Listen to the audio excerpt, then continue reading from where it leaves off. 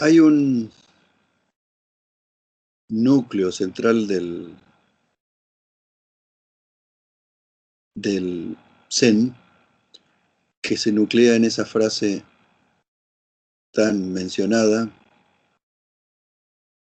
el maestro es Zazen, o bien Zazen es el que enseña.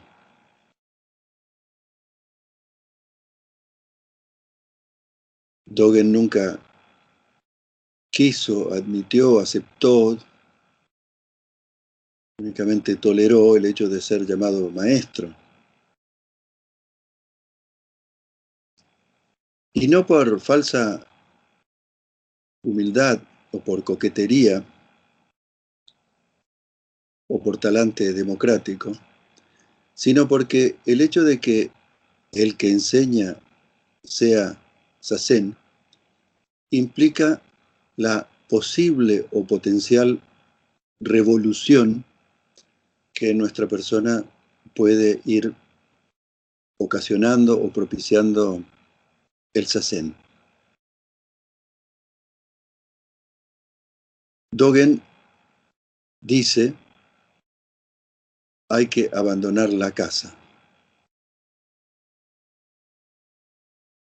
Y tomando esta propuesta en un sentido metafórico,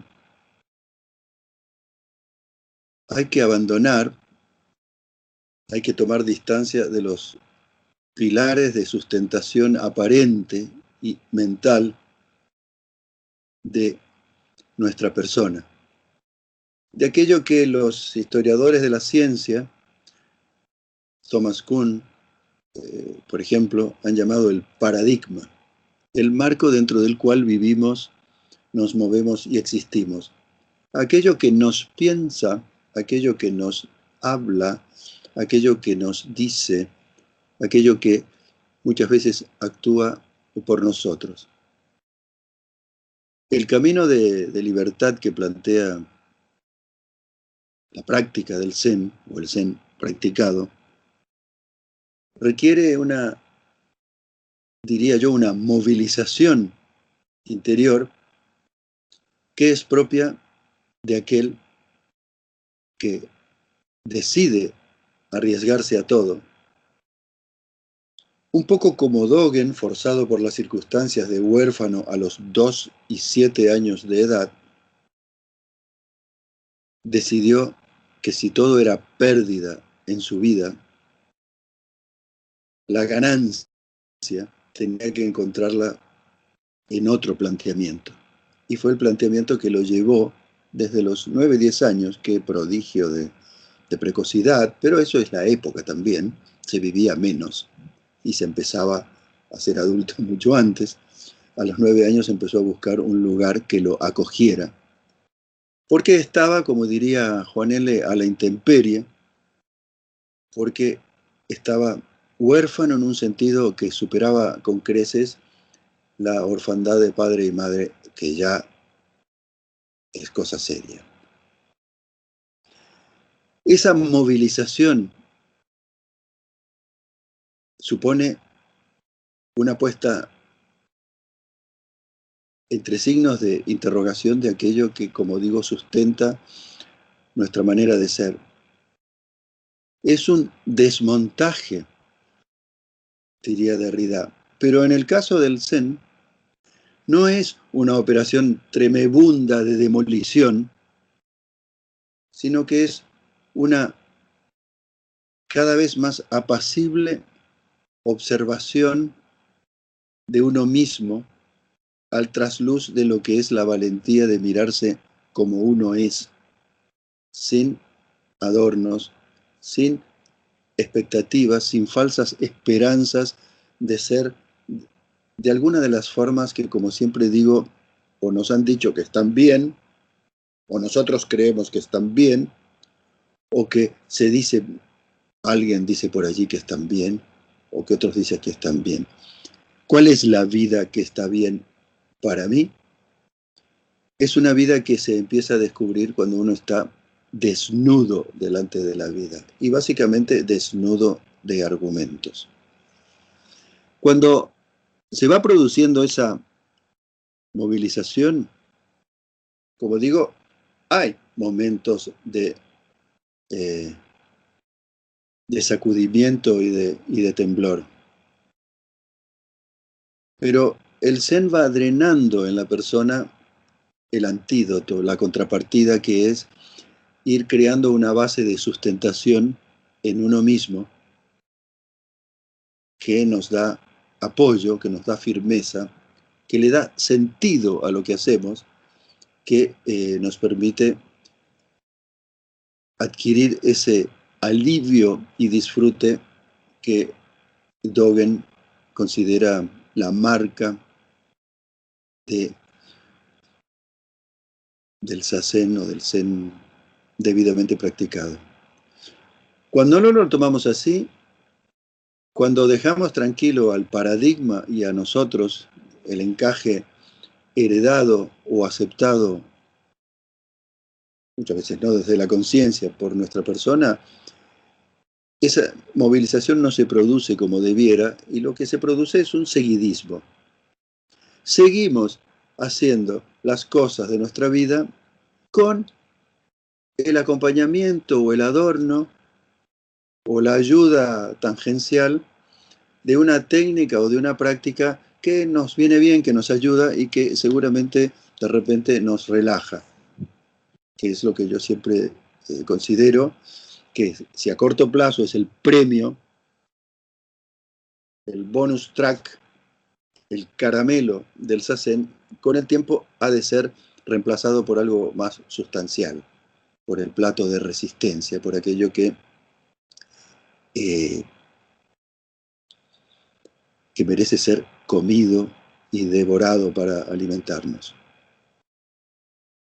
Cuando se produce, como digo, ese seguidismo, seguimos con una conciencia dependiente, una conciencia que claramente o lateralmente o disimuladamente está esperando una consigna para guiar la propia vida. Y por eso es que la figura del maestro prospera tanto. Por eso es que lo fácil en este deporte que jugamos es, como me preguntó una periodista en la primera nota que tuve el honor de responder en Buenos Aires, si iba a abrir un templo. A mí me pareció una pregunta colosal. Me pareció, me permitía, dijéramos, el trapo rojo delante del toro. Pero amablemente le respondí que no estaba en mi proyecto abrir un templo, porque no estaba en el proyecto del Zen abrir un templo. Bien.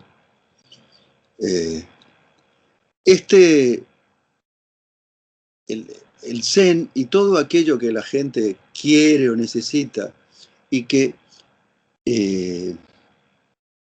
busca, normalmente, estadísticamente de una forma abrumadora, está guiado por la relación maestro-discípulo. Y el discípulo es aquel que, en un último término, si le faltan argumentos en su propia persona, acepta los argumentos de otro. Esto que planteo no es un Zen anarquista, es el Zen de Sekkei Harada, es el Zen de Dogen. Y Sekkei Harada, abad del monasterio de Hoshinji, al cual yo pertenezco, no es, como digo, un anarquista o un extrarradio, un punk del Zen, sino que ha sido el director de formación de la rama Soto del Zen. Un señor que tiene algo que decir sobre el conjunto de aquello que el Zen de Dogen propone. Es un camino, o sea, una práctica, o sea, un aprendizaje, o sea, algo que se desarrolla en el tiempo. Es un camino que tiene como satisfacción y como justificación, como sentido, como premio, si ustedes quieren, el hecho de volver a apoyar la persona sobre una base, sobre un fundamento de libertad. A mí me gusta mucho algo que aprendí entre los 20 y los 30 por haber tenido la oportunidad de trabajar con Paulo Freire, la educación como un camino de libertad. Paulo Freire siempre he pensado que tenía razón, que tuvo razón fundamentalmente, y que consideraba que no hay nada que enseñar y hay mucho que aprender. Y en sus campañas de alfabetización, en las cuales tuve realmente la posibilidad de participar y de disfrutar, los campesinos aparentemente brutos, entre comillas, en un mes no solamente aprendían a leer, sino que aprendían a decirle que no al patrón y a organizarse en un sindicato agrícola que no estaba digitado por los instructores de la alfabetización, sino que formaba parte de aquello que brota cuando la libertad empieza a brotar.